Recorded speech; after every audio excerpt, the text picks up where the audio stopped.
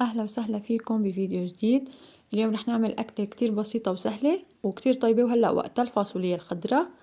عندي نص كيلو فاصوليا أنا غسلتها وقطعتها بهذا الشكل، فيكن تقطعوها بالشكل اللي بتحبوه. على طنجرة على النار حطيت كمية من اللحمة، كمان فيكن تحطوا الكمية اللي بدكن إياها، بالإضافة لثوم مهروس وكزبرة يابسة. رح أحركهم شوي على النار مع بعض لحتى تتقلى اللحمة مع الثوم والكزبرة وتطلع هيك ريحة الثوم والكزبرة والتقلاية تبعهم. وبس تستوي رح ضيف رشة ملح ورشة بهار حسب الذوق، حركهم شوي مع بعض. رح ضيف هلا الفاصوليا الخضراء المقطعة عندي، رح حركها كمان شوي مع اللحمة. يفضل اللحمة تكون شوي مدهنة، بتطلع أطيب وبتعطي نكهة للطبخ أطيب.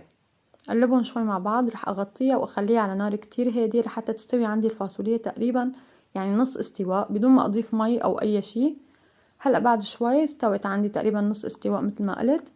رح حركها هيك شوي، وأنا فرمت عندي حبتين بندورة، فيكن تعصروهم أو تهرسوهم وتضيفوهم، بس أنا بحب أفرمها وأحطها. فضفت كمية من البندورة وغمرت الفاصوليا عندي بالمي، وهلأ عم ضيف معلقة كبيرة من رب البندورة أو مية الفرنجي. انتو بتضيفوا الكمية حسب ما انتو بتحبوها تكون طعمتها تقيلة موجودة فيها، وحتى المي فيكن تقللوا شوي أو تكتروا يعني حسب كيف بتحبوها تطلع. بعدين رح غطيها وأخليها كمان على نار هادية لحتى تكمل استواء وتتعقد عندي بشكل كتير مزبوط. هلا هيك تقريبا صارت عندي جاهزة واستوت.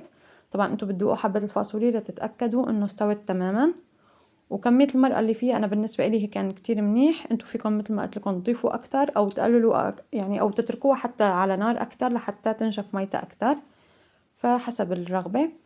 هلا صارت عندي جاهزة، انا طفيت عليها.